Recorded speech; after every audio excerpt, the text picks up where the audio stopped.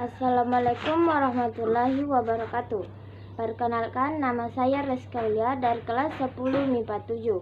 Pada kesempatan kali ini, saya akan memaparkan biografi tentang Raden Adjeng Kartini.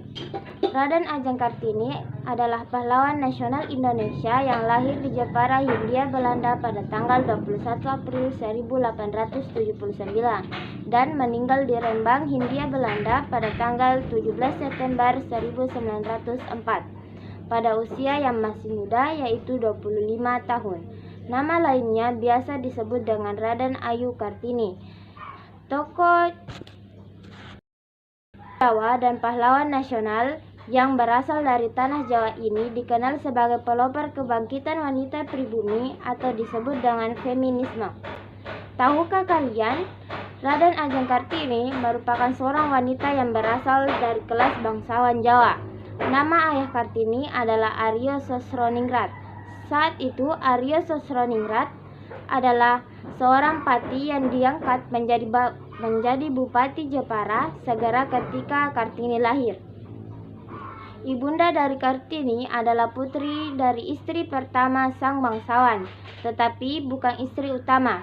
Ibunya bernama M.A. Ngasira, anak dari Kiai Haji Madirono dan Nyai Haji Siti Aminah. Keduanya adalah tokoh agama di Telukawur, Jepara.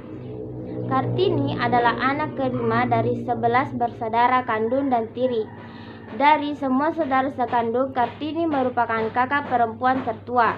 Sampai usia 12 tahun, Kartini mengenyam pendidikan di ILC. Salah satu pelajaran yang dipelajari oleh Kartini adalah bahasa Belanda.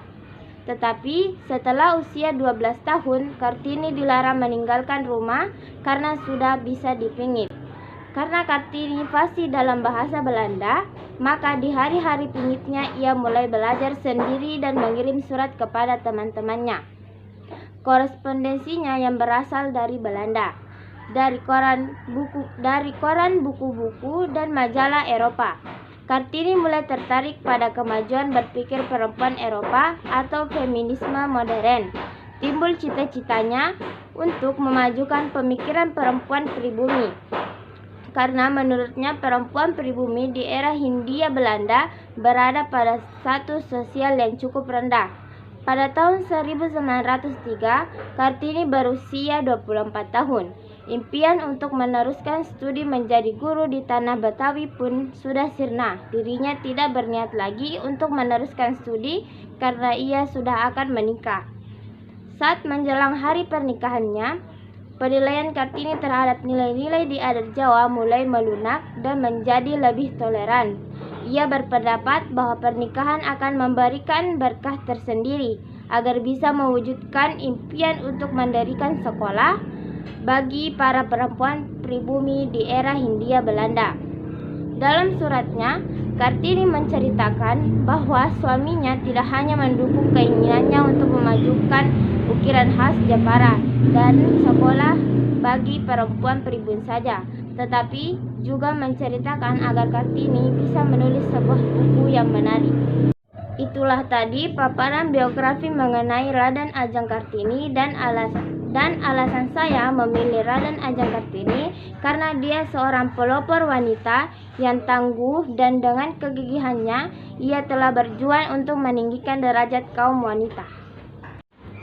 Maaf apabila ada kesalahan kata atau pengucapan. Semoga biografi ini dapat wawasan kita mengenai Raden Adjeng Kartini dan menginspirasi kita untuk seperti dirinya. Sekian dari saya. Wassalamualaikum warahmatullahi wabarakatuh.